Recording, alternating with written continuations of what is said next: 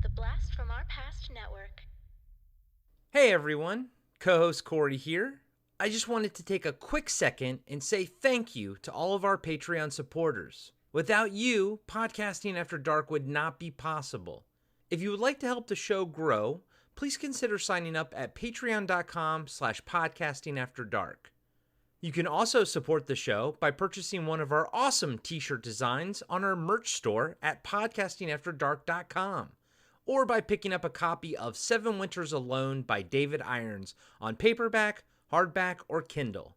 Just search for 7 Winters Alone on Amazon or click on the link in the show notes. A free way to help out is to leave us a 5-star review on Apple Podcasts and Spotify. Those reviews are huge for us and really helps get the show in front of new listeners.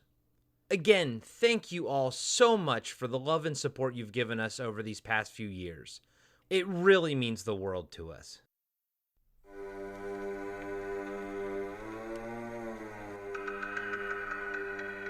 Welcome to our Patreon exclusive interview series for Podcasting After Dark with your hosts, Corey Stevenson and Zach Schaefer. Tonight's interview is with the star of 1990's Night of the Living Dead and Babylon 5, actor Patricia Tallman.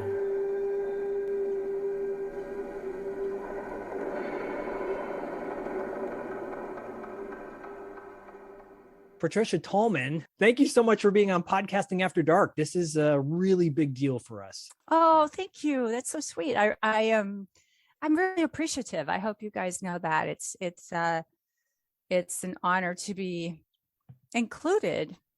You know, I just think that a lot of people think that actors walk around believing they should, own the world or something. There are those examples perhaps, but I'd say 90% of us are just grateful to be included. Yeah. It's so funny. Well, Totally. we do appreciate you being here, and we did review Night of the Living Dead, the 1990 version back in October, and we're going to talk so much about that. Super excited about that. But really quick, I did want to start off in talking about the community that you're building on Patreon, Living Magically. Patricia Tallman's Living Magically. Magical Living. I apologize. Close enough. Magical Got the words Living. in there. Yeah. You can find it at patreon.com/Patricia Tallman. And that seems like such a wonderful thing to create a community for people who want to go down this path. And some people don't even know that there's a path. Some people know that there's stuff out there that intrigues them, but they don't know how to get on the path for more magical living. So what's a good starter for you to kind of explain, the Patreon and the community and the workshops that you're building there? It's been a path I've been on for the last 10 years ish. And it all came about because I had a crisis point. I hit a crisis point. I just dissolved into a big puddle of goo, and lost my mind for a couple of months. It was bad. And as I kind of crawled around in that pit of despair, I was trying to find things that would work, that would help me get back on my feet. They helped me to make clearly my best thinking had got me in that pit. So yes. I knew I didn't know what to do. Right. Yeah. So I tried everything. I tried all these tools and workshops. There's a lot of free stuff out there online, even 10 years ago. And so what I'm doing now is sharing what makes life feel magical again. How do we bring back that awe we had when we were kids? When you really felt the magic, and we try to recreate that sometimes, like around the holidays or around your birthday. There's those moments you want to pull in that feeling you had when you were a kid that we lose as grown-ups, and we never know how to really bring it back. A lot of us end up in addictive behaviors, whether it's shopping or gaming or, using some sort of substance or eating or whatever it is. We're trying to fill up a void. Some people go into religion, and some people pour it into their relationship. I'm trying to get folks on a path that's constantly revealing more magic. And I'm showing them tools that I've used that worked. And then as a group, we discover more things together too. I really think that community is a huge answer. Yeah. It's one of the pillars of my business, is creating a safe space for folks to hang out, have a good time, nerd out together, because we're all nerds. We are I think too. that's my people. That's my tribe, right? I'm a Yep. nerd, and that's the folks that I meet and hang out with. So I've been looking for a membership site. I still am looking for one, but for right now we're using Patreon, and I really think it's been super cool. What we do is we have several events a month, and we start off, everybody votes on a topic. And then I lead a workshop on the topic early in the month. And then the month we share tools. We do more things during the month. I have guests and talk. We have a book club where we're reading personal development books. We're reading some Brene Brown right now. We just are always kind of exploring. It's kind of like an explorer's club. That's cool. But the exploration is about you. Yeah. Yep. And It's I about like who what you are. And I what like you what want. you said about the safe space. I grew up Catholic, but I had a magical awakening about 8 years ago, and it came at a time when my life was at its lowest point, and I needed something different. Like you said, I didn't have the tools, but I knew that there was something more out there. But my exploration was a bit of a solitary one, into sort of like ritual magic and stuff like that. But it got me to where I wanted to be and needed to be, and it really, really helped me. And to this day, I still use some of the tools that I took with me, but I've kind of fallen back into reality is much more solid. Like I've fallen back into like a routine, and I'm actively searching for literally bringing more magic into my life, because I do believe in it, but I feel like I've fallen into a rut. Your community, I like the sound of it, especially since people, it's like you said, it's a safe place. People can exchange ideas and everything, but it's also a place for people who also have some knowledge behind them as well, right? It's not just for beginners. We have all kinds. We have many different levels. I mean, we have an upper level that they want more. They want to go deeper. They want bigger. And then I've got just sort of general. I do have like people that just join for $5 a month just to help support me, which is the sweetest thing ever. And they really don't do anything with the group. So even though I might have 100 people, only half of them are participating in any one thing. Okay, right. yeah. So it's what I love about it is that people who are starting off and never are uncomfortable with all of this, they get a chance to realize, oh, this isn't woo-woo weirdness. Although sometimes I do drag that in and say, you gotta trust the universe. The universe is, you are the universe, and it is part of you, and you can do this. Then I think magic is every day. I think there's everyday magic that we have stopped letting in, because like you said, I mean, fuck, what we have been through. Yeah. Since 2016, and I don't care what side of the aisle you're on. Yeah. The turning against each other, the pain of that, the fear of the unknown, the fucking pandemic. Holy crap. And if we didn't have the internet, I don't know what we would have done during these lockdowns. But having the internet has made everything so much worse in some way too, because it's just dire news and drasticness everywhere.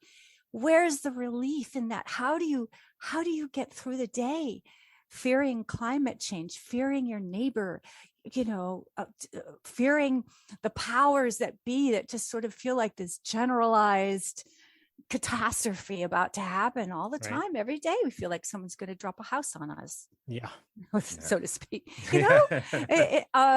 Anyway, so I want to create a space where there's optimism. There's an ability to handle it.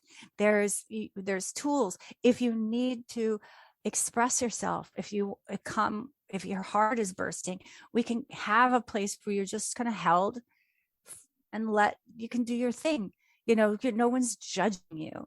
And then we all get back to it. So I don't know. I feel like it's very practical too, Corey. It's not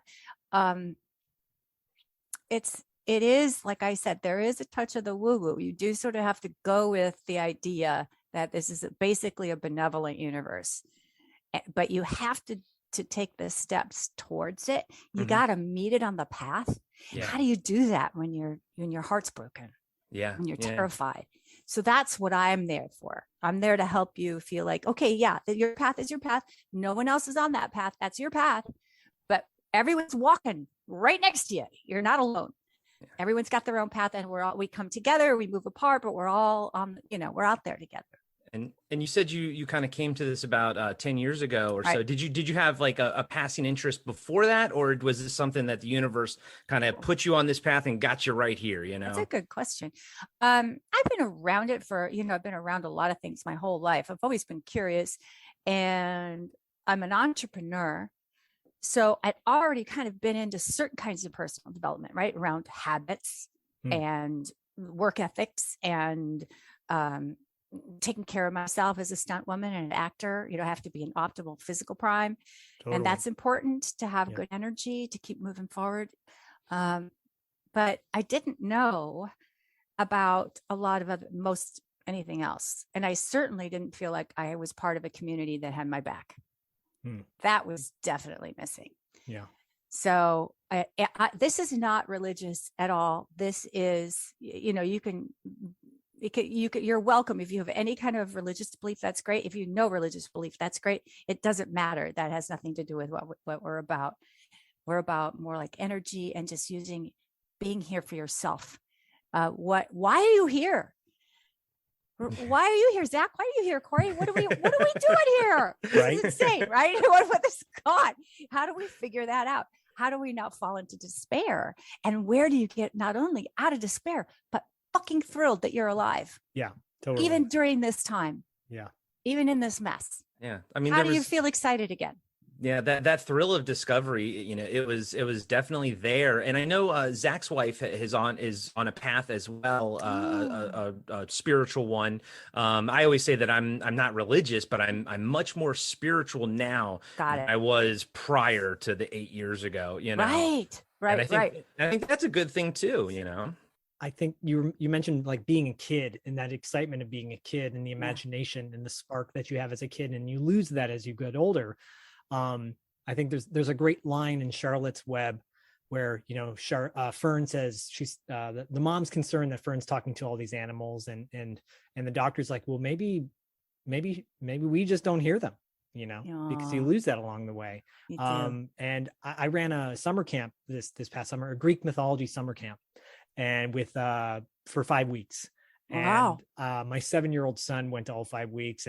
And so each week I had anywhere from 40 to 20 kids, and some kids knew each other, some kids did not. And you go on a weekly quest. So you go on a quest to battle a minotaur or defeat banshees, and it's totally immersive with actors. And, it's phenomenal, and it's all about hero building. What is a hero? What makes a hero? I got chills, Zach. I just got chills. That's so in alignment with what we're doing. That it's really cool. Yeah, totally. Like it really connects. And one thing you hit upon in talking about community and the importance of community, and I think something we can learn from kids is that some of these kids came from all different walks of life, and some were living in the Palisades, and some were living in Inglewood, but yet what brought them together was the story and the link of imagination and the interest in imagination. And while I did have some kids, and I think it's relevant with what's going on today, this level of cynicism and sarcasm that I think is just permeating everything. Yeah. And I think we really need to kind of reevaluate how we speak to kids in sparking imagination, because ultimately it affects us as well.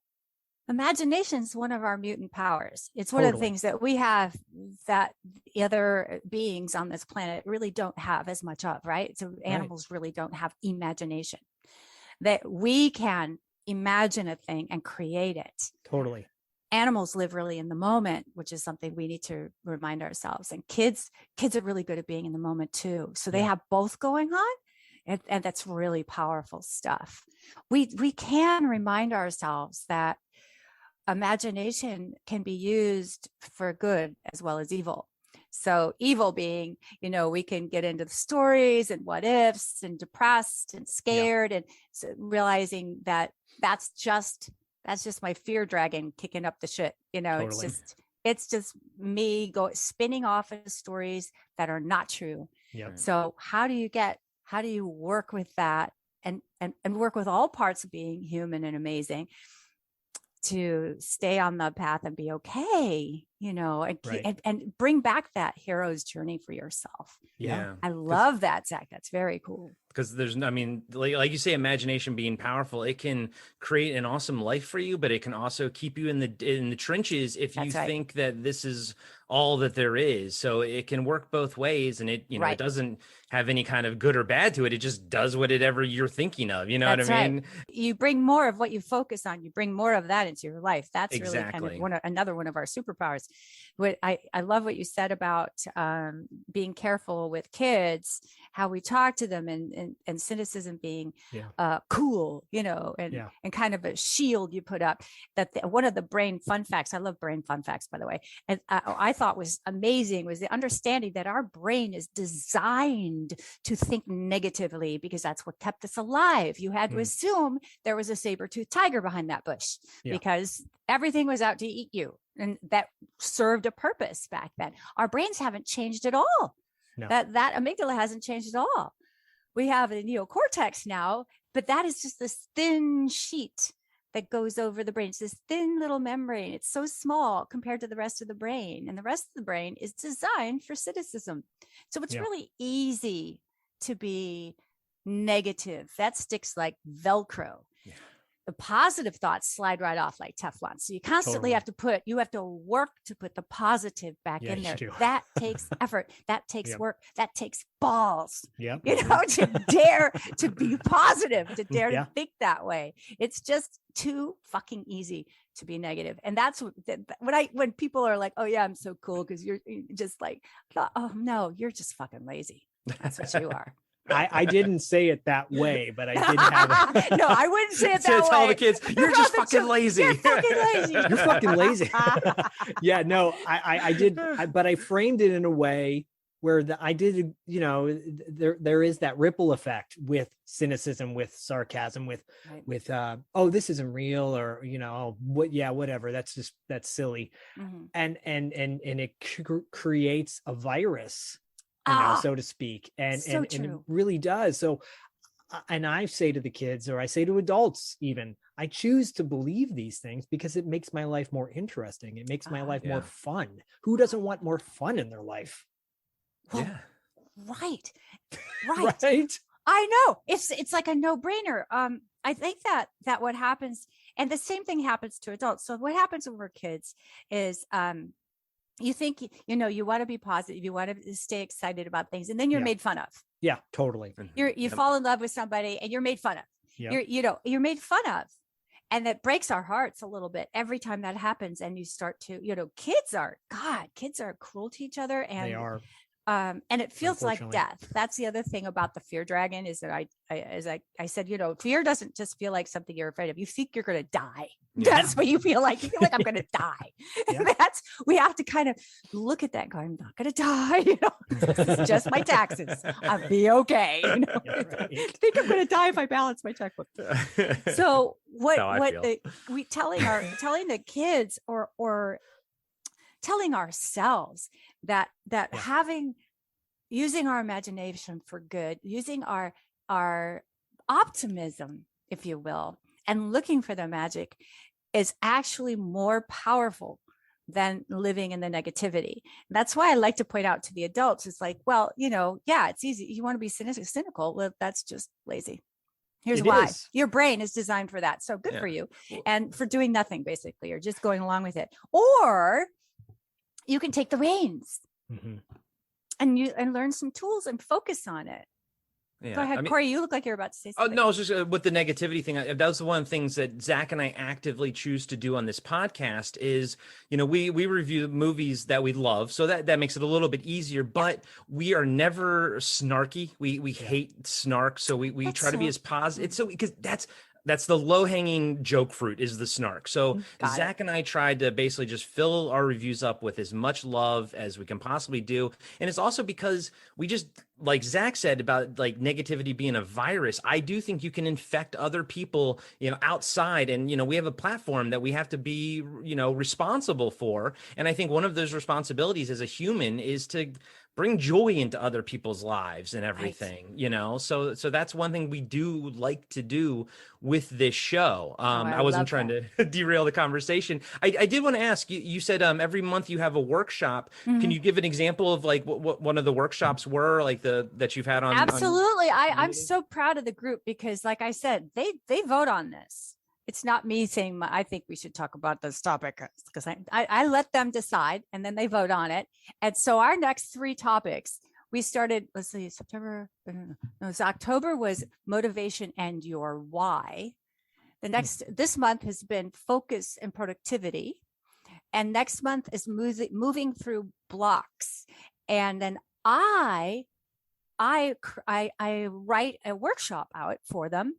I deliver it. And everyone comes, so I call it their log books. We got Sherlock Holmes. I said, you got to Sherlock Holmes this. So they bring their books, their log books, and I give them, it's very interactive. So it's not just me going, blah, blah, blah. Here's what I believe. It's ask yourself these questions. Yeah. So here's some questions. And then I talk a little bit more about some brain fun facts or whatever, and then here's some more questions. So they're in there, actively working through this, and so far the feedback has been that it's never what they think. They think we're going to talk about this thing, and then I have this spin on it. It's because of my coaches. Nothing's original anymore, right? So I just curated stuff that I think works. Yeah. That I think is interesting, and I found makes a difference. I dealt with some, depression. So many of us have. And I really did go through this sort of psychotic break and lost myself for a few months. It was a very weird, scary time. So I feel like I have a lot of common ground with folks that have been through 12-step programs or, been in an institution for a while, or who have, gone through a really bad thing and then are trying to rebuild. If you're trying to rebuild from scratch, you really need some solid information. It can't be bullshit. You've got it. So I feel like I've had a kind of an amazing opportunity in this to curate some important information from amazing teachers all across the board. And I read incessantly. I'm getting ready to sell my house. So I'm pulling out hundreds of books I'm giving away because I just can't, I don't see the point in paying to store them. So I just look at all my personal development books. I actually have this library full of hundreds of books that I have read and worked with to get somewhere to build my life back. And so, I love to save people some time, and I point people into, you got to read this book. Check out this book. Oh, that's on, do this.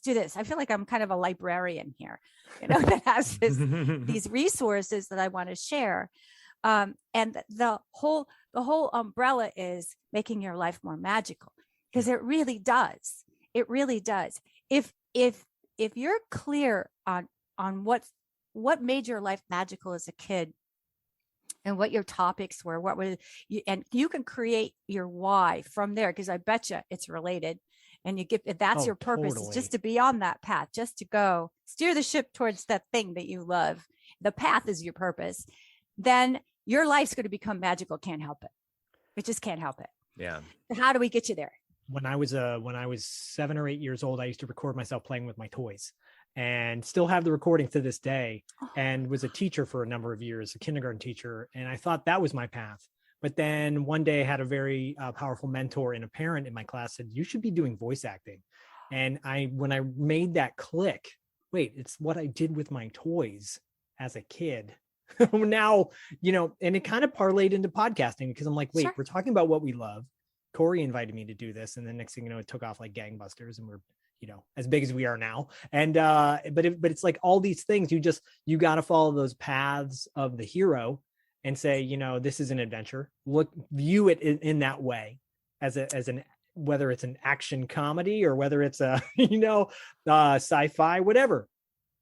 But I love that you're doing this. I love that it's you're that ripple effect of positivity. Yeah. Ultimately, that's what it is. Yeah. So Zach, you probably already know this, but I have like notebooks everywhere. So we think our path is going to go like this. And so for the listeners, I'm drawing a series of steps, like steps. We think that's life. You learn a thing and you go up a level, then you learn some more, and then you go up another level, like a mountain with steps. But what life is really like is what you're describing, Zach, which is like this. Yes. Yeah. And you don't know what the fuck. Why am I running around? I just drew like a ball of yarn that's a big rat's nest. And that's what life is really like, because you hit a point and you meet a person and you go over there and this person takes you off, and then something else happens, you go over here, and then you hit a wall and you collapse in a big puddle, and then you're down in the pits, and then something else happens and your life just goes zig, zig, zig. But when you look at it from when you start to hit midlife and you get older, you can look back and say, if I had never met that person and had that terrible experience, I never would have tried this thing. Absolutely. That changed my life, that made me meet my life partner, or that I had my child. I got pregnant. I didn't know what the fuck I was going to do. I'm a single woman. I'm pregnant. I just, I couldn't do the abortion thing. I am completely pro-choice. That doesn't mean that I think everyone should run out and have an abortion. That just means I think you need to have that choice. Yeah. So I didn't make that choice, but I didn't know what to do, but without my son now, and he's turning 27 on Friday. Wow. Happy birthday. Thank you. He one of the best things that ever happened to me, but what a huge, scary leap. I'm a fucking stunt woman and I'm pregnant. Great. Now what do I do? You know what I mean? Even acting, they don't want pregnant people on the set. No. Yeah. You are a massive liability. So I tried to hide it for as long as I could. Another piece of life that you look back at that and go, if I hadn't done that, he really saved my life, because instead of killing myself, I was like, what should I do? Yeah. I can't kill myself. I've got this little kid. Yeah. But that's when I did hit bottom. I just laid at the bottom going, I have to get out because I've got this kid. Yeah. And I can't just end things, which actually made total sense to me. If I didn't have the kid, I would die. Now I would just say, I'm done. Wow. I'm done. Yeah. Life sucks. People suck. I'm out of here. Yeah. But I didn't. Yeah. And no one can tell you, no one knows for you, but people can hold space for you while you figure it out. And that's why we want to have some community around us. It doesn't have to be 100 people. It could be 2. It could be one real person that holds your hand for a while, cries with you on the sidewalk, sits down, and lower kids, just sit down and cry with you because we don't know what else to do. Sometimes that's enough. Right. Yeah. I don't mean to bring this down into a bummer. I just no. We just don't know. Life really hits terrible, deep, scary, awful moments, and to pretend otherwise isn't fair to each other. So let's acknowledge that. Now, what do you do? How do you get out of that? What are the steps to take? I love steps. I love putting things together in steps. Just tell me what to do. God damn it. And then I'll do it. Don't make me guess. I think one of the things that I love the most, though, about the magical way of thinking and everything, that I learned was that before that, I would have been like, oh God, I hate this part of my life, or, I wish this didn't happen. Now I look back at my life and there's not a single thing. At the worst of the worst, I don't want any of it to change, because I'm exactly where I think, my life's been leading to, something that I'm doing that I absolutely love, which is, this podcast and everything. But it's also, you said, you look back and how sometimes, you're like, you're kind of, you sort of know what you want to be doing, right? Like, and I look back and I'm like, I saw Night of the Living Dead in the theater when I was like 12 or 13, and that movie has been such a massive part of my life. And just getting to like, review it last month, interview you, it's like, this is, again, I wouldn't change a single part of my life to get here, because I wouldn't be here without all the bad things. And I do really contribute like magical thinking to that, to me being able to accept the bad things and the good, and say, you know what? And also too, it taught me to be like, some of the bad things that happened to you, maybe they were your fault. Maybe you need to look and see what happened. It really was the best thing to kind of make me look at why I got there. You were doing what you were doing. I know, it's true. And I don't want to ever discount too. There's things that are massive tragedies that happen that you make no sense. And we're not saying that doesn't happen. No. But so yeah, just to keep your show moving along. There's a lot here. There's a lot to talk about. There's a lot to help people with. And I think it's great that you guys are doing what you're doing. And it's part of your path. You're doing your purpose. You're doing it because you feel compelled to, and it's kind of working out. Like Corey said, we wouldn't be here today if it wasn't for all those things that got us to this point. And you have to embrace those things. And we could spend another 2 hours on all the things that happened. I know. I can't believe this happened to me, but blah blah blah. And you're in many ways you're obviously speaking our language. I feel like a lot of the things you've said have resonated with both of us today, but just overall in life, I feel like I'm the one giving advice, and Corey is too, and to some respect. Yeah. But I think it's beautiful that you've taken this thing and made a safe space, a community for those, and because of your fame from your shows, from Babylon 5, from Night of the Living Dead, like you obviously have a big fan base, and I think one of the beautiful things that you're using from that is the people who are maybe the laughed at or the made fun of, or the ones who are too afraid to open up and ask because they don't want to be, labeled. They look at you and they're like, oh, she's cool. And I looked up to her and she's doing this thing that could really help me. And I'm sure that's opening up, like I'm sure you've got a huge portion of your community are people that looked up to you from your shows and your movies, right? Well, everybody there, knows me from somewhere out there. Yeah, for sure. And that's, like I said, I'm a nerd, and I know what it felt like when I was growing up. And so I feel like I want to make sure everyone in my group feels like they're one of the cool kids, because I was never at the cool kid table. It always hurt that, never felt good enough. And I want people to feel like they're part of that they're at the cool kids table, and they help each other. It's not even like this is all about me. This is a platform for everybody. So you are that person though, that link. And you made me think of this other person. He was a former pro wrestler who created a yoga program. And there was a picture of him at a convention like Comic-Con or something, doing yoga with all these people from all walks of life that would have never even dreamed of doing yoga. Right. And they're getting to do yoga because they think this guy's a badass, and he's doing it because he's a badass. And so cool. I think that's so cool. It was one of the reasons why I wanted to be a kindergarten teacher to begin with, because I was a young man, tattoos and looking, whatever, bucking that stereotype. And people were drawn towards me. Parents would say, oh, you're such a great role model for my kid. And it's like, to wear that label carries a lot of responsibility. It does. But what a beautiful gift you can give to people that would never even sought it out to begin with. So I think that's fantastic. Well, thank you. I hope so. That's what I'm trying to do. Well, you're doing it.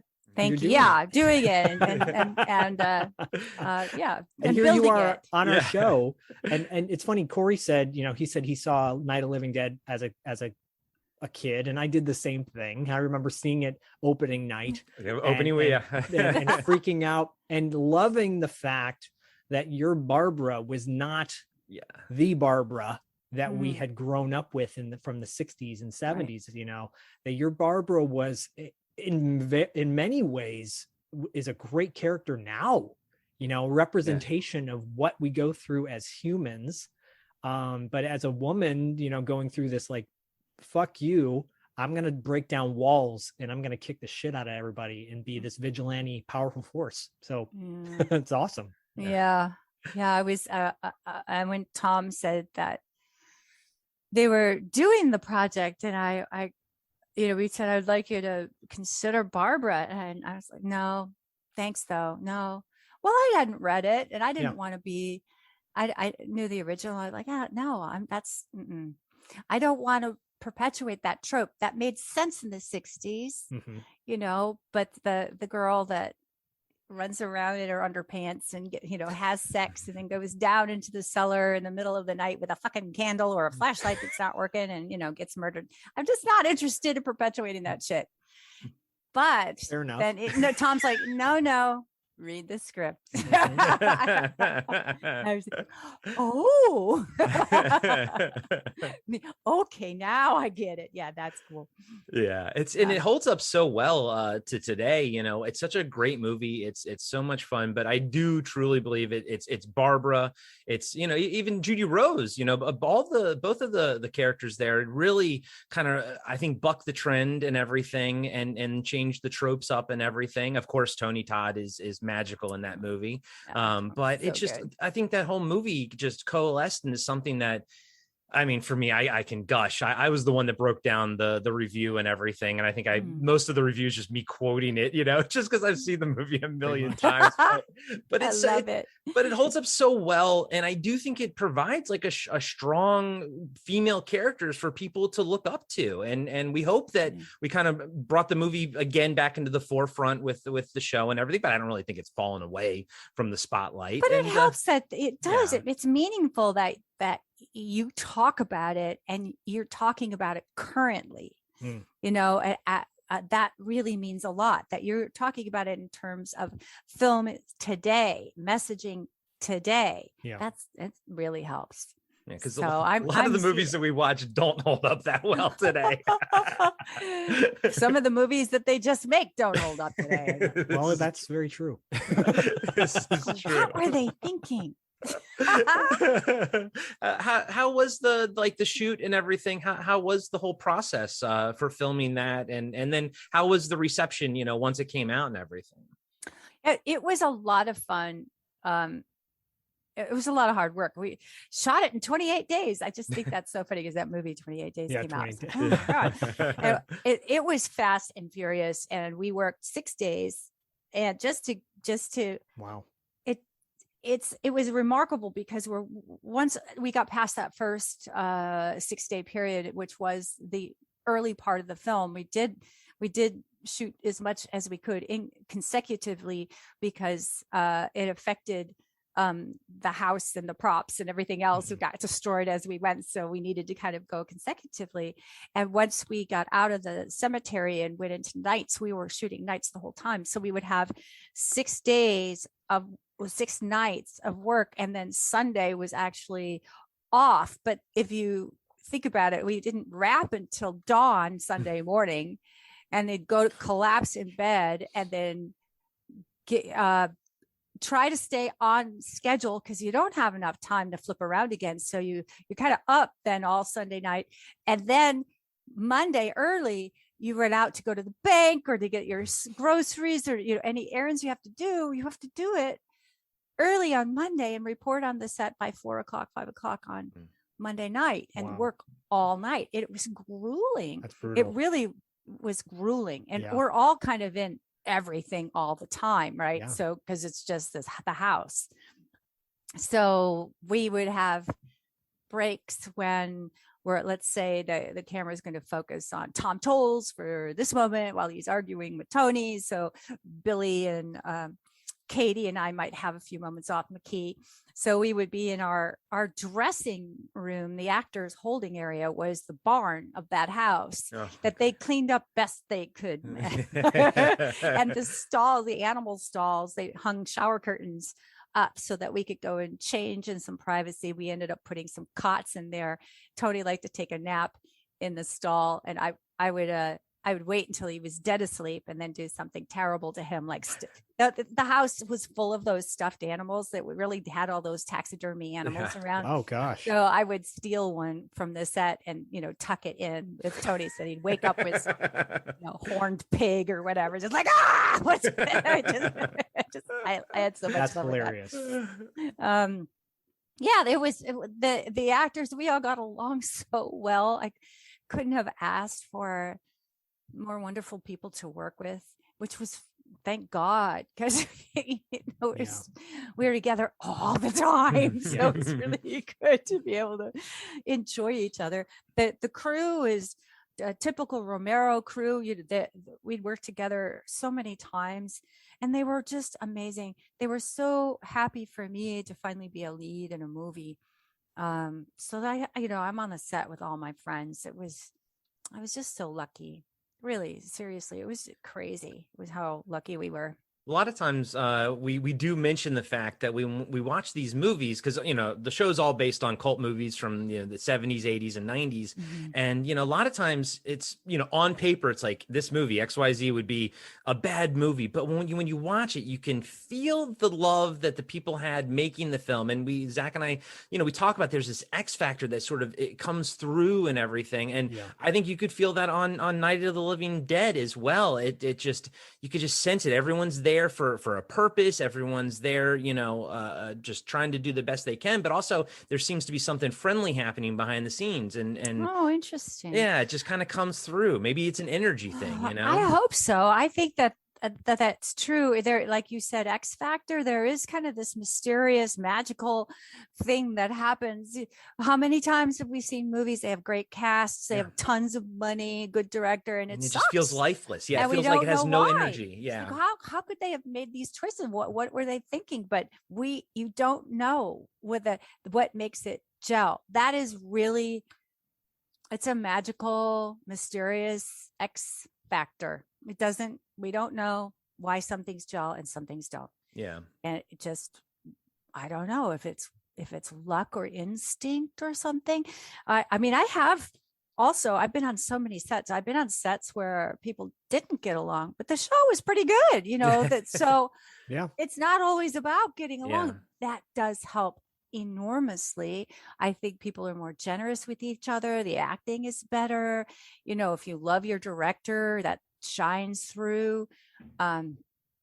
We had on Babylon 5, we had a DP named John Flynn, the director of photography. So that the reason that's so important is on a series, you'll have alternating directors. You'll have a stable of directors, and we've typically had, I don't know, between 6 and 8 per season of different directors, and they would move in and out directing.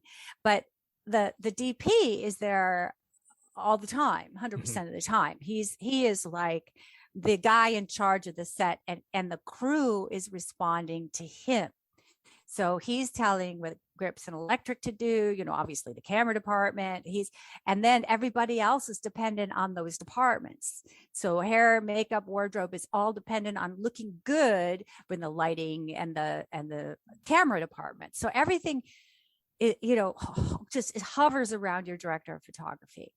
And if you have a bad director, which happens, if you have a bad director, he can make up the difference, or she can make up the difference. Your director of photography can make up the difference.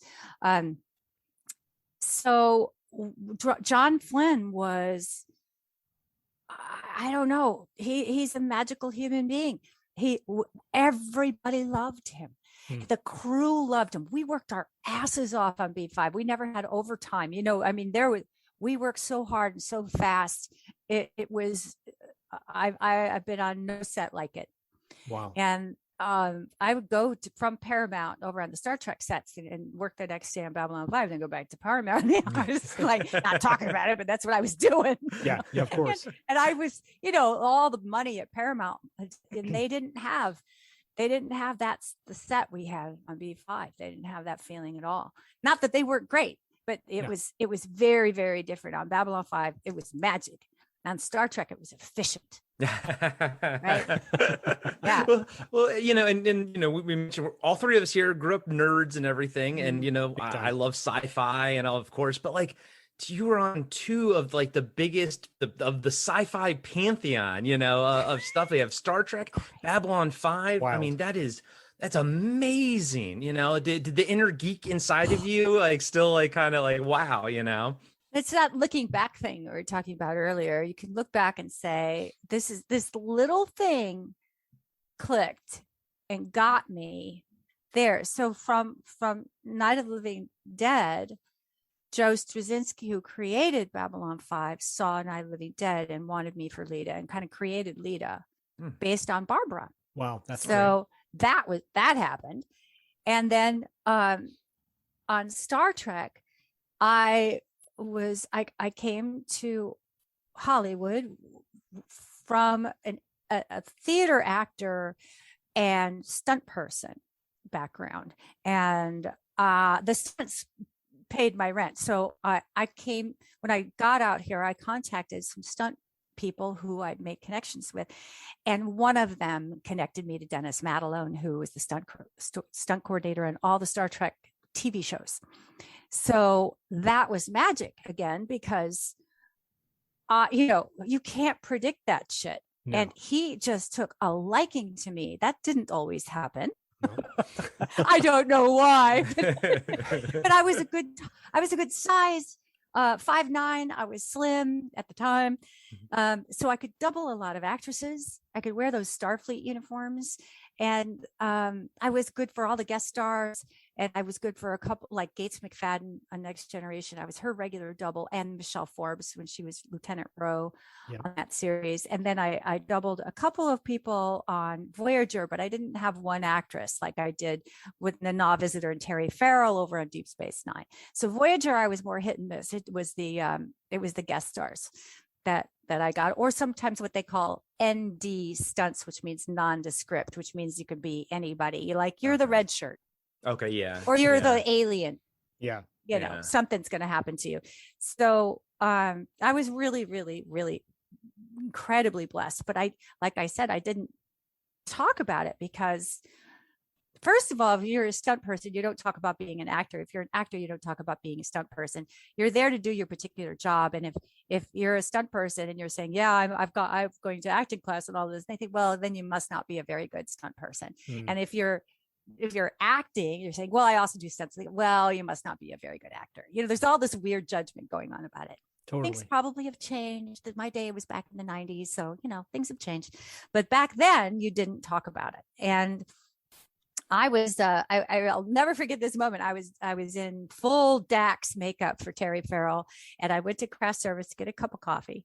So standing there in a daze, exhausted, one of the producers, I won't say who, one of the famous producers on Star Trek I could see him kind of looking around, and he's just hanging out, just looking around. And then he slowly made his way over to the craft service table, and he goes, I love you on Babylon 5. And then he went away. What? I don't know. How did he even know it was me? I'm in full Terry Farrell, right? I don't look like me. I never got that question answered. I have no idea that he even knew, or that he was watching Babylon 5. He didn't want to say. Yeah, he's like, he just wanted to drop that and leave. Drop that in, yeah. He's got his nerd secret lair. That's it. Totally. Yeah, you bring up a really good point that actually was in my mind as you're talking, because I was thinking about doing double duty, actor, stunt performer. That must have been challenging, right? To wear these two hats and to kind of keep that under wraps, so to speak. Right. It was really interesting. Some of the shows that I got to work on some really great shows. I'm so lucky. Oh, you did. I'm working on Forrest Gump, sitting next to Garrett Sinise, chilling. Holy no crap. Big deal. No big deal. I'm a total fangirl too, so I get tongue-tied. I met Tom Hanks. I was a blithering idiot. Just an idiot. Then I was on Jurassic Park. I'm doubling Laura Dern. Yeah. And Spielberg's talking to me, giving me direction. All right, Pat, let me hit this. I'm like drooling. I'm so excited. Spielberg's fucking talking to me, man. Right? He's directing me. It's so great. He now has no idea what I look like because I'm wearing Laura's wig. I'm dressed as full, Ellie. Yeah. So nobody knows what I look like, but I didn't care. It was so cool. Yeah. And I can't really talk about it. Yeah. Well, You don't want your acting community to know that you're all tied up doing stunts. I didn't even tell my agents I'm working with Spielberg or something, because you're not available to run off and do an audition. And then, I snap my fingers. You should be able to go and audition. Right. My pager, back in the day, we had pagers. My pager would go off. I'd see it was my agent's like, oh, I have an audition, but I'm all dressed up as a Klingon right now. What do I say? How do I finesse this? And you had to go to a fucking payphone, kids, too. That was we didn't have cell phones. I think you're coming up with your own plot for a great movie. Like not a body swapping movie, but like My Secret Identity kind of My Secret Identity. Yeah. Well, and you were also in Army of Darkness, the witch lady. I was so blessed. I went to Howard and Greg, and I said, I'm starving. Do you have anything? I'll do anything. I can't pay my rent. I don't know what I'm going to do. And they said, well, come on by. Yeah, Patty, we just started this new Sam Raimi film, and we need to build an army of the dead. So come on in. We'll use your body. So I did. I went in and they put me on. I looked like hanging like the flayed man on Game of Thrones, like on a 2x4s and a big cross. And they mummified me and then poured crap around me, and I had to lay there. I got a SAG daily for that, which thank God. And then they brought me back and said, you know what? You're going to have to go audition for this, but if you get it, it'll be a bunch of days work because we have to build this witch. So I said, okay. And I didn't know what that meant. I hadn't watched any of the Evil Deads because horror movies scare me.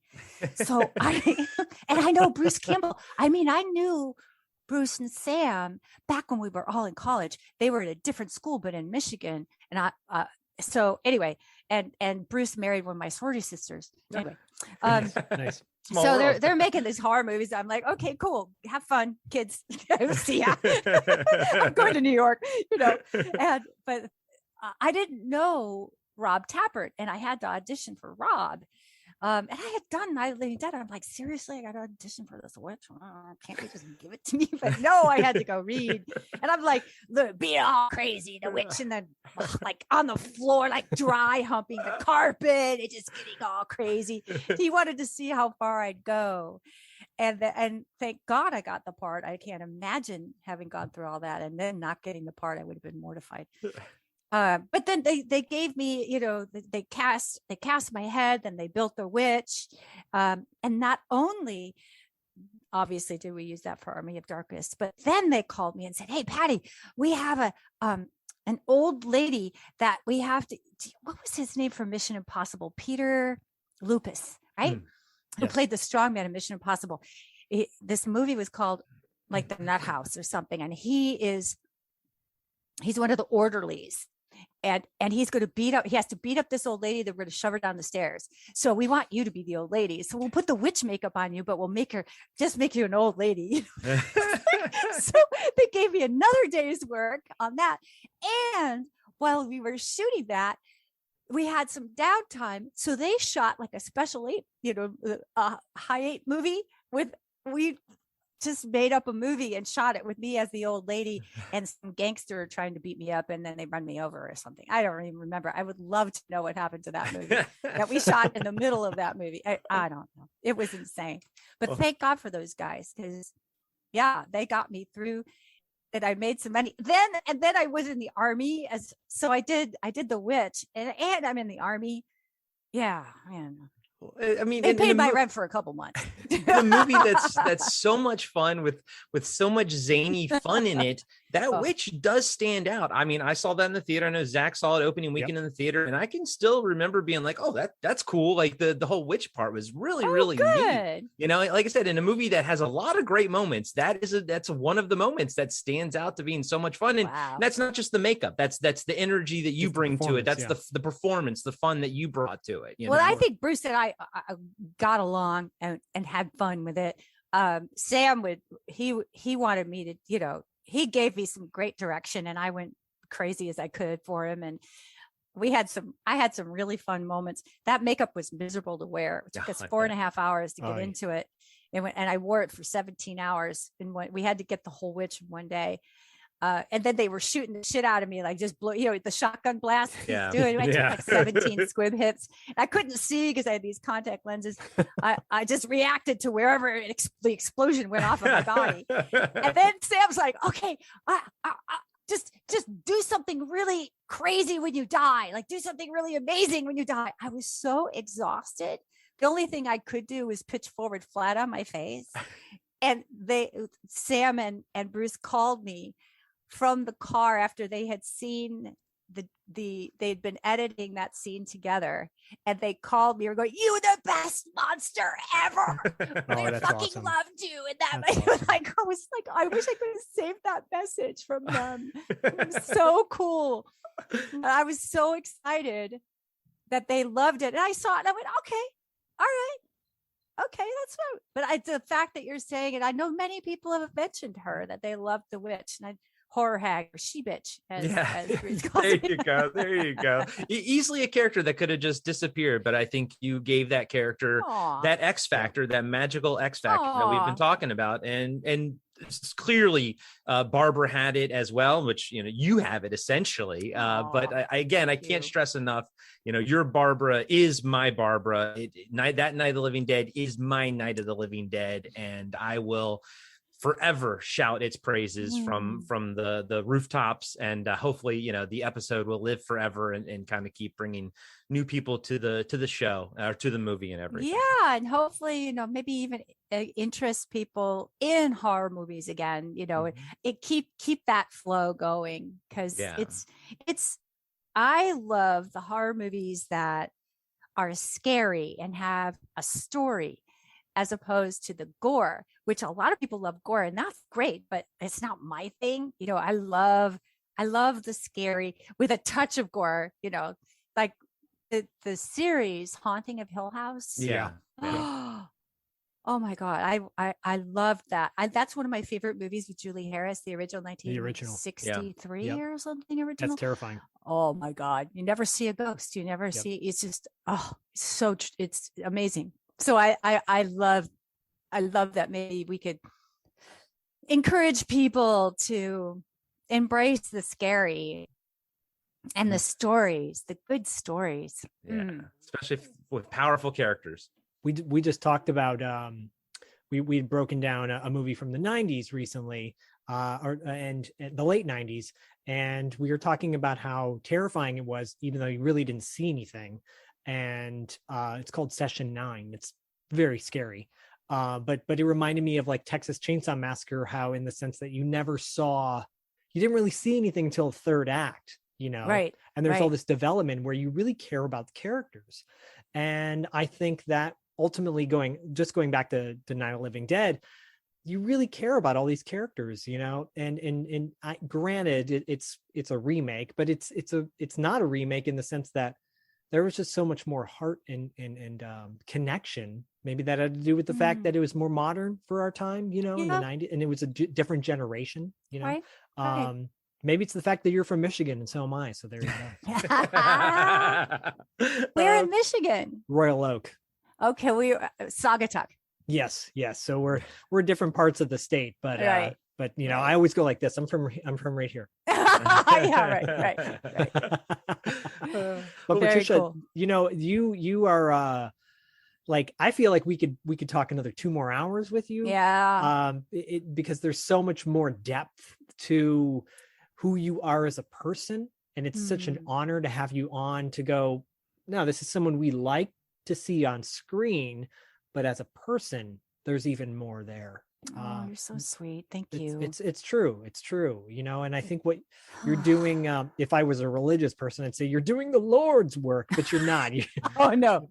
No. You're doing the universe's work. You're doing the universe's work. Well, or I could say, I just want to connect people back with themselves. Yeah. And that is when you realize I'll send it to you guys. There's this wonderful series of photographs that are of the Earth, and then the Earth and the Moon, and then some of the other planets. It starts to give you a perspective.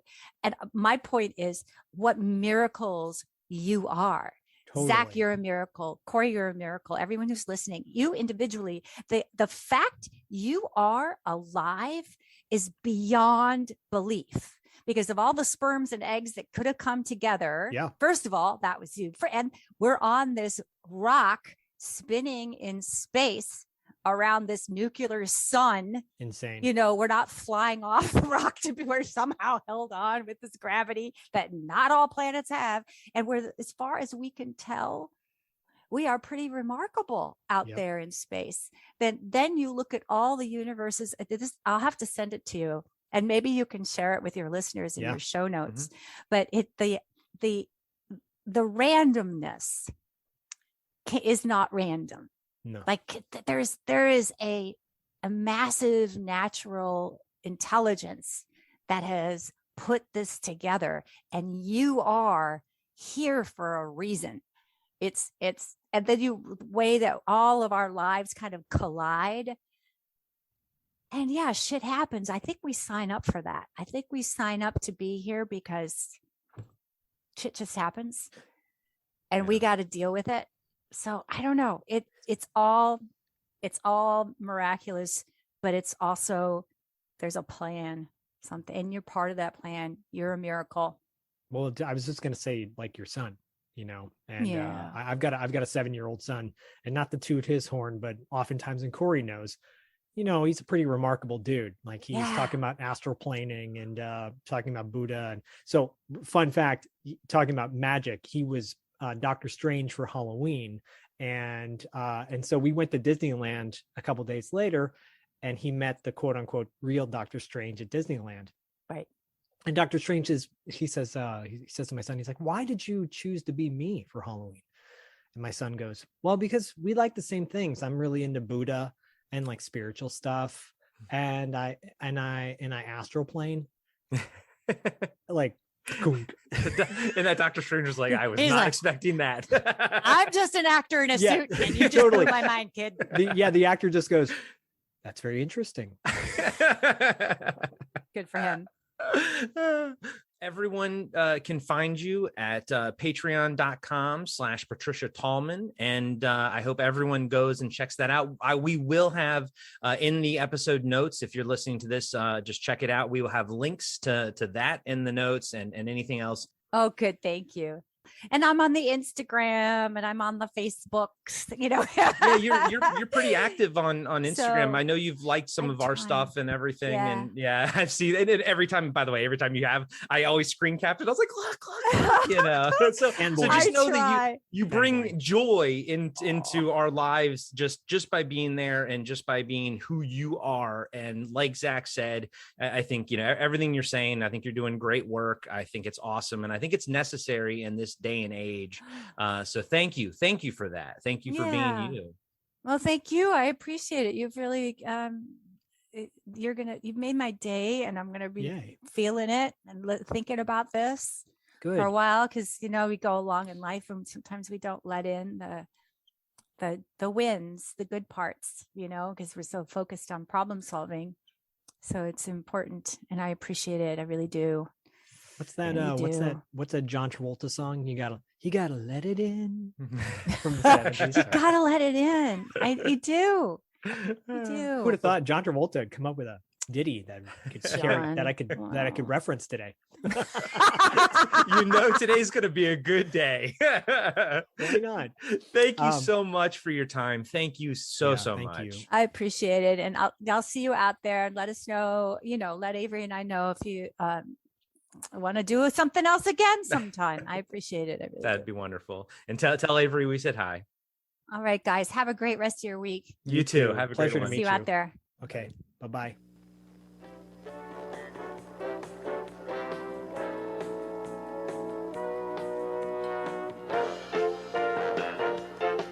Thank you for listening to Podcasting After Dark's exclusive interview series with Patricia Tallman.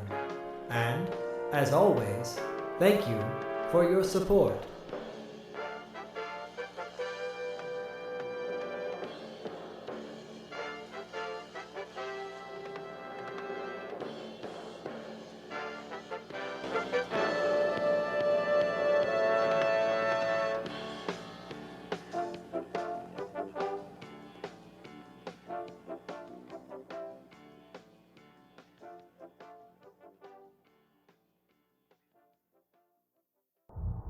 Imagine being one of the last people on Earth, being trapped alone with something not human, something always watching, something always waiting. What would you do? Where would you run? Where would you hide if you were haunted for 7 winters alone? Podcasting After Dark presents 7 Winters Alone, a dystopian haunted house story by David Irons. Available now in paperback and ebook.